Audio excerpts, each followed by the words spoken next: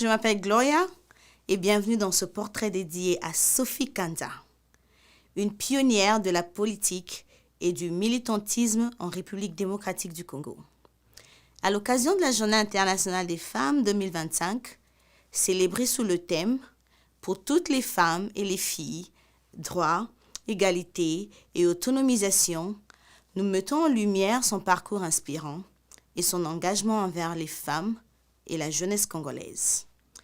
Née le 8 février 1940 à Léopoldville, aujourd'hui Kinshasa, Sophie Madeleine Kanza est la sixième d'une fratrie de 7 enfants.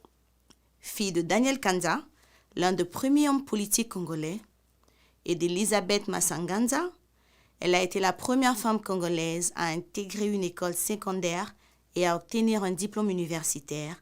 En 1964, elle est diplômée en sociologie de l'Université de Genève. Le 31 octobre 1966, Sophie Kanza est nommée ministre des Affaires sociales, devenant ainsi la première femme à occuper un poste gouvernemental en RDC. Durant son mandat, elle a plaidé pour l'égalité des chances en matière d'éducation pour les garçons et les filles et a représenté son pays lors des sommets internationaux, notamment celui de l'Organisation de l'Unité africaine en 1967. Après sa carrière ministérielle, Sophie Kanza a poursuivi son engagement en faveur des droits humains en occupant divers postes au sein des Nations Unies, notamment à l'UNESCO. Son héritage perdure à travers des initiatives telles que le Cercle Sophie Kanza, une association des femmes professeurs d'université en RDC qui œuvre pour la promotion du genre et la lutte contre les violences faites aux femmes en milieu universitaire. Le thème de la Journée internationale des femmes 2025, pour toutes les femmes et les filles, droits, égalité et autonomisation, reflète l'engagement de Sophie Kanza pour l'inclusion et l'égalité.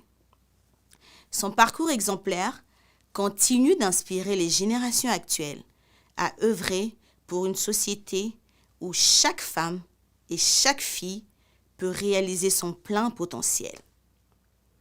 Sophie Kanza demeure une figure emblématique de la lutte pour les droits des femmes et des jeunes en RDC.